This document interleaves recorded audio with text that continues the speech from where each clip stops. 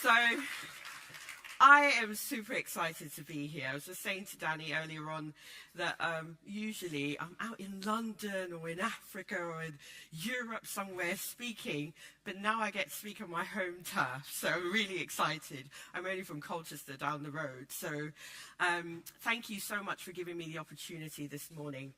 So I have a few slides, if that's okay. And since we're in the Ambitious Essex conference, I'm going to talk about ambitious expansion. So can you just ask the person sitting next to you if they've ever done any international business?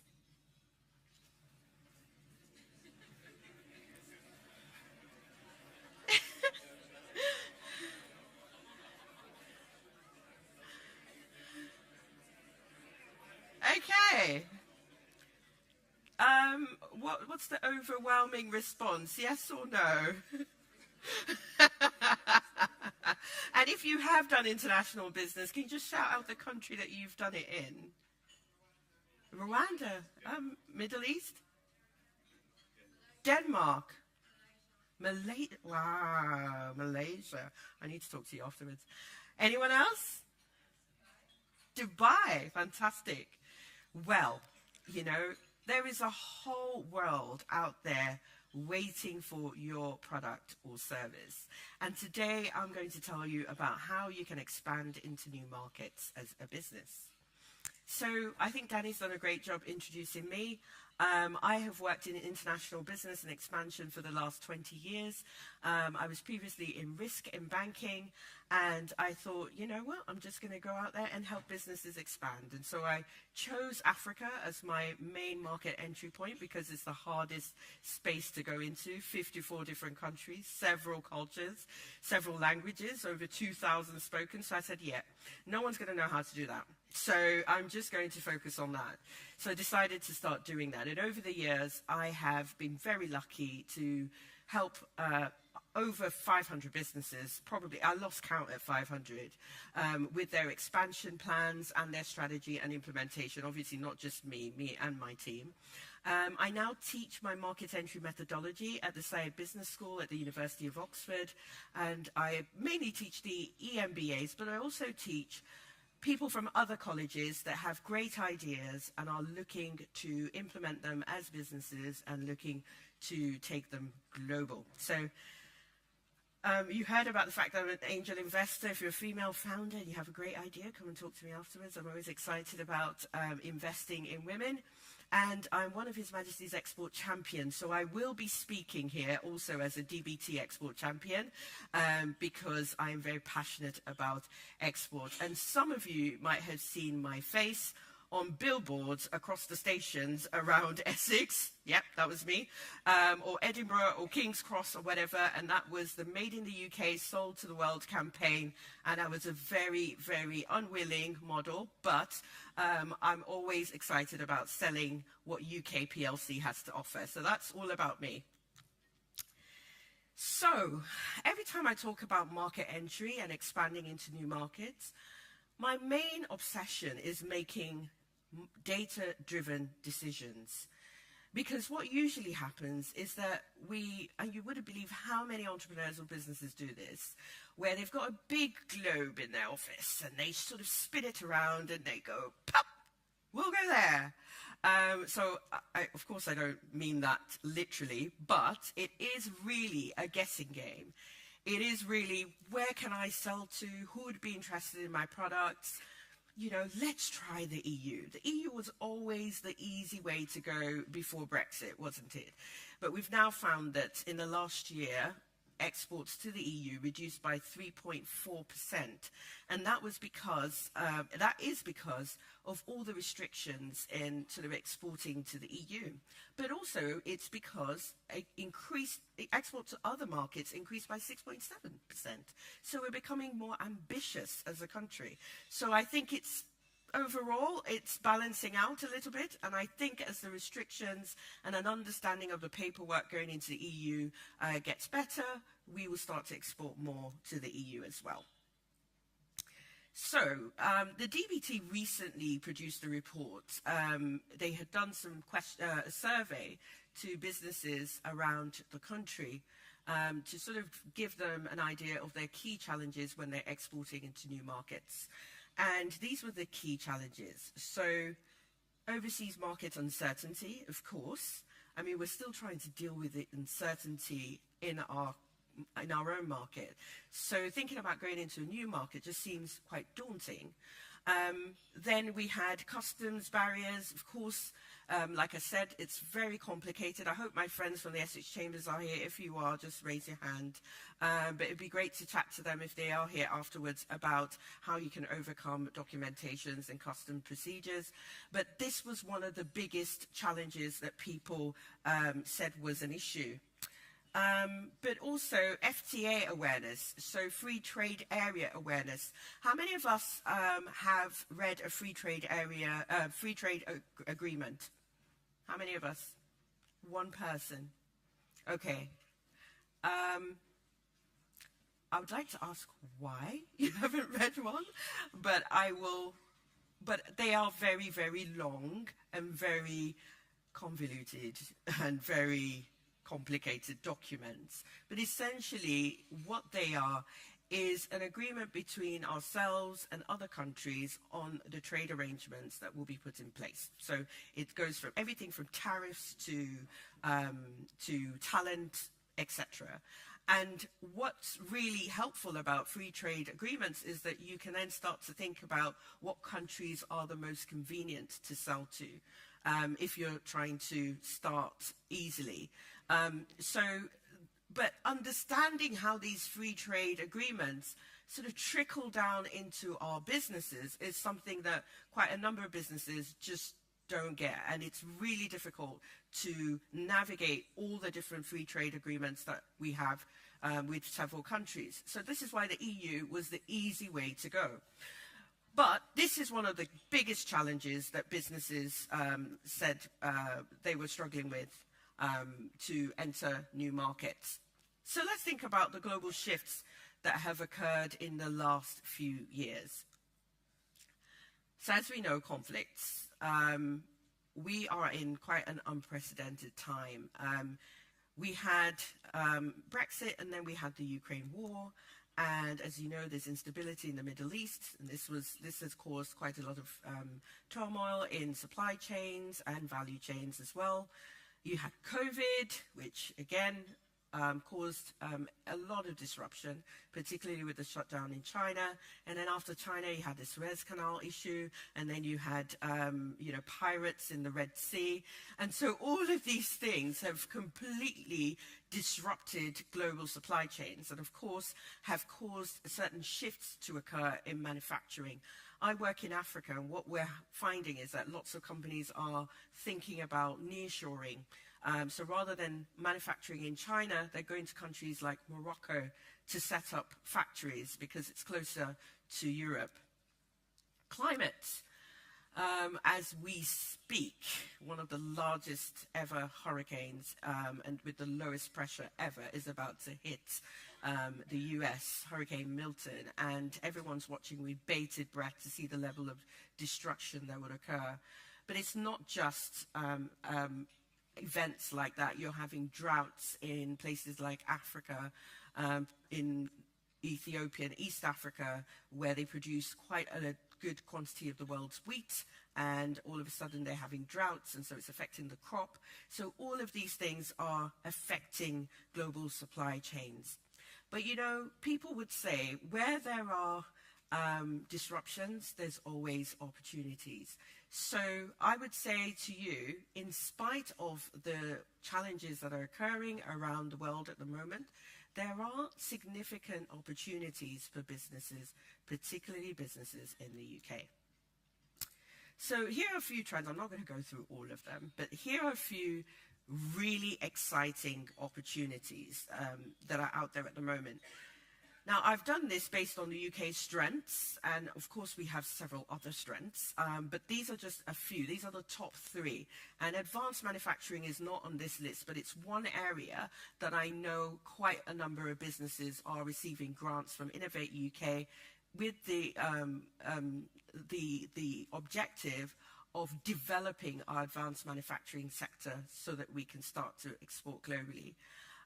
Even for one of the other hats I wear is that I'm the chairwoman of an engineering company, the international subsidiary of an engineering company based up in Warrington. It's a 120-year-old company, but we're experiencing a technological revolution.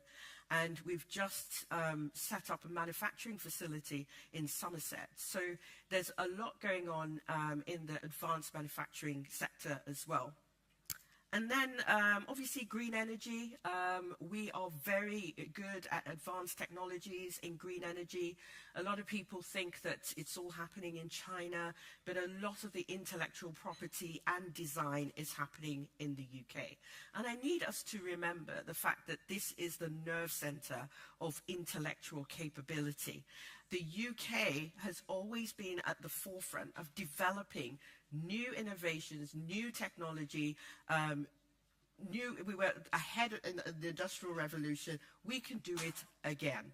And so I want us to feel that sense of ambition, you know, that we can potentially take over the world in some of these areas. So I've said all of these big things, you know, that's happening around the world, the global shifts and all of these things. And now you might be asking yourself, so how does my business fit in to all of this? You know, what is it that I do in my company that might be 2-3 people or even 200-300 people? What is it that we do that we can take to the rest of the world? And there's several ways.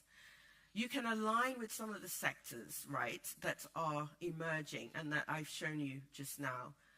Think about how you can fit into the global supply chains in these industries.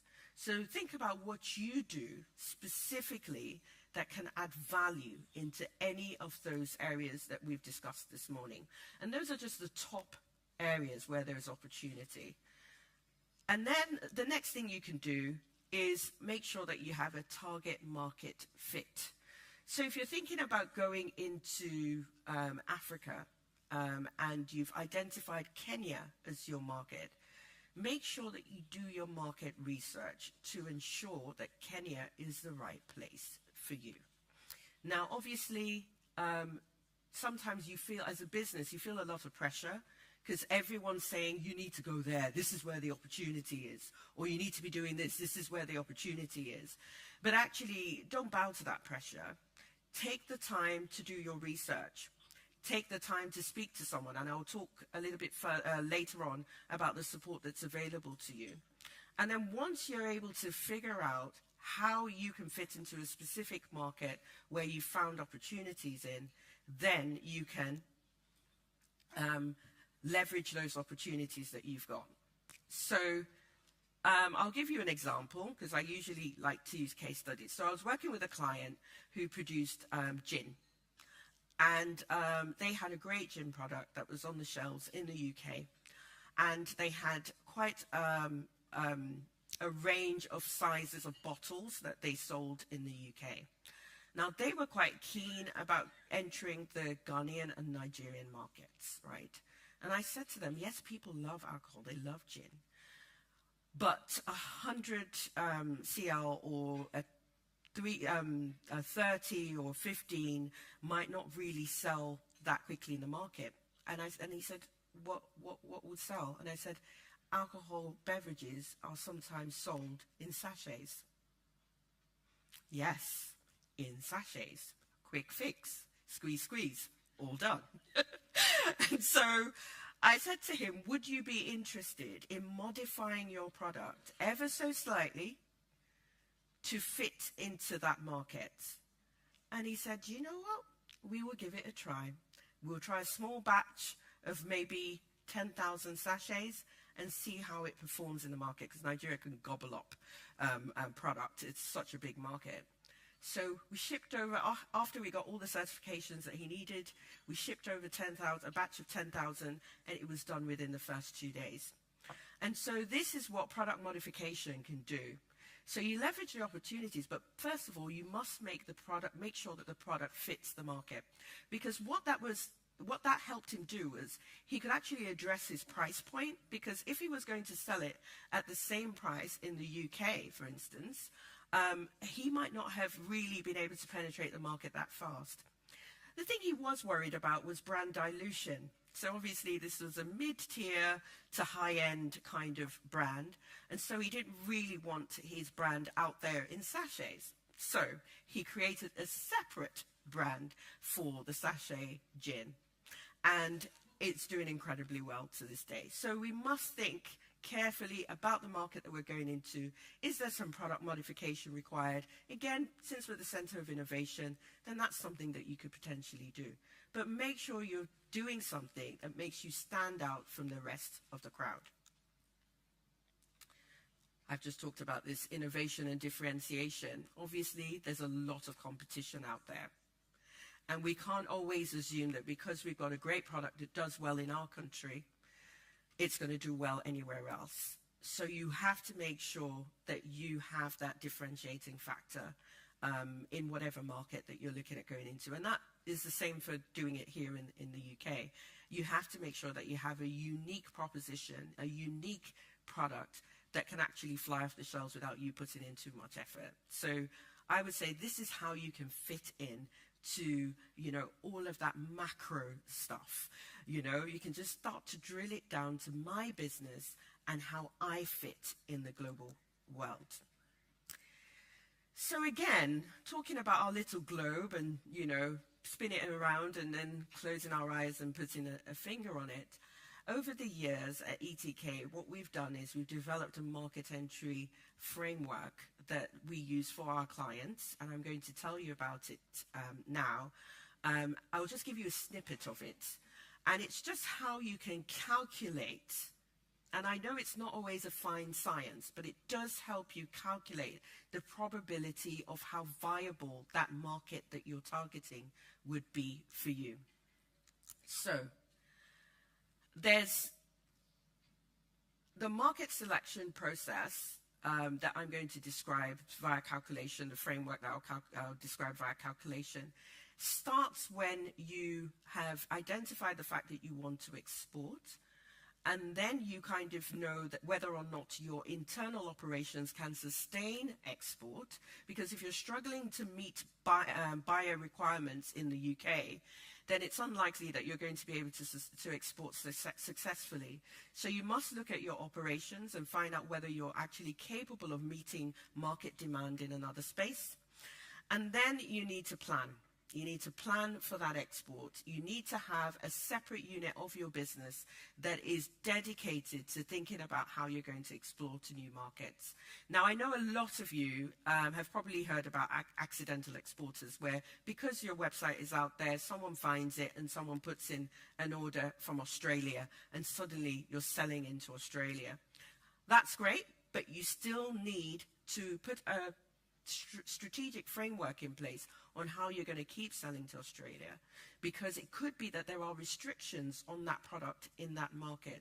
You could receive a fine through the post that you didn't even know was there, that you would ever receive, because you've actually included an ingredient in your product that is not acceptable in that market. So make sure you are planning and preparing.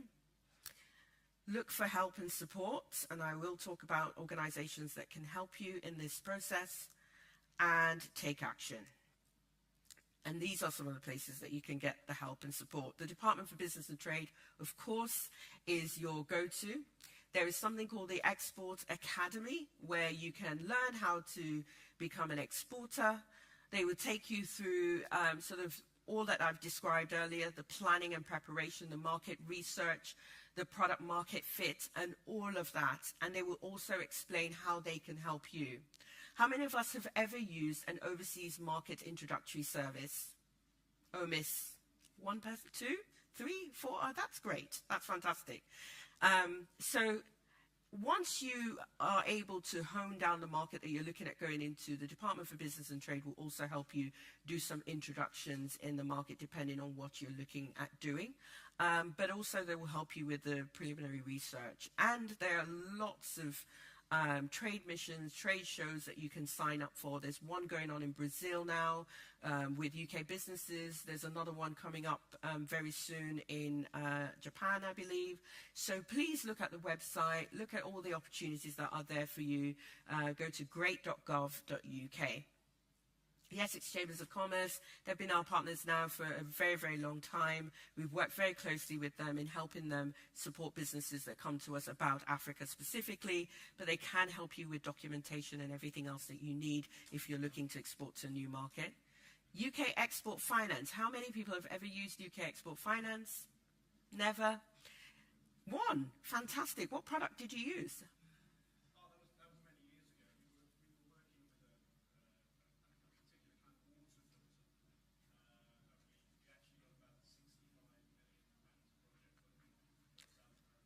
Fantastic. Phew. Usually when I hear UK export finance stories, they're not as positive. So I'm so pleased to hear that. So UK Export Finance will help you de-risk your exports in ways that you cannot even begin to imagine. They give credit guarantees. So if you're offering your client credit, in a new market, they can help you give that client a credit. They can help you with a credit guarantee. They can give you working capital credit. They have a direct lend facility, so they can actually lend to your buyer to buy from you. Isn't that fantastic? What's not to like? Obviously, there is a procedure, and below a certain amount, you can actually get approval directly from your bank. So they've been given the ability, I think it's £3 million, correct me if I'm wrong, anyone who's a banker here, up to £3 million you can get from the bank without going through to UK Export Finance. But above that, you will need to go through the procedure for £65 million, of course you will. So use that, because UK Export Finance is there to make sure that no UK export fails, especially on the account of money and affordability. So please find out a little bit more about what UK Export Finance does. The Institute of Export is another good one, and International Trade they've added. They're our partners as well. We've done several things together, and we also bid for contracts together as well. It's a great, great resource. I would definitely encourage you to do one of their short courses as well. When you finish the Export Academy, if you need something more, or you can send your teams to their programs as well, and you get a wealth of knowledge from them. And so, yeah, I've already talked about the Become an Export Expert and the Export Academy. Please sign up today. Even if you just go to great.gov.uk and sign up, and you don't find a course that's that meets your specific criteria, there is loads of information on there on tenders that are out in international markets as well that you can apply for. I mean, there's just a world of information. So very quickly, I'm just going to take you through our framework. So this totally depends on your business, okay? So I will always recommend that you create a weighting system for yourself. So create a table and say, these are the things that are important to me for me to export to this market. They might not be the things that will lead to your success. I mean, that's when you have to go to a consultant to help you with that bit. But talk about the things that are important to you and weight them. So it could be that market size is important to you. Obviously, it would be and it should be. But let's say it has a weight of 30%.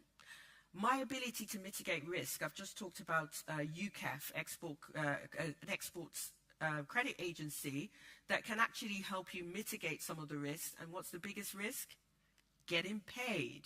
And that is why UCAF is there to help you with that sort of risk. But there are other smaller export trade finance companies that can also help you. So you don't necessarily need to go to your bank or UCAF.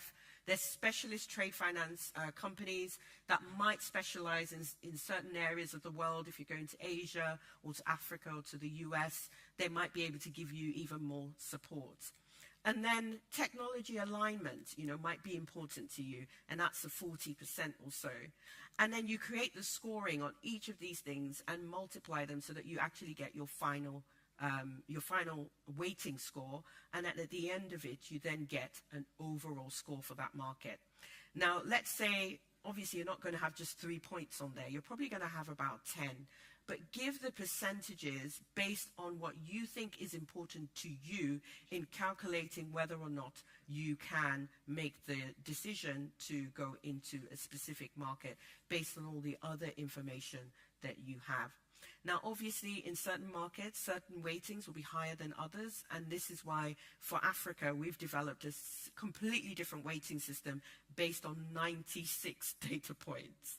But very often it does work, and our clients will testify to that.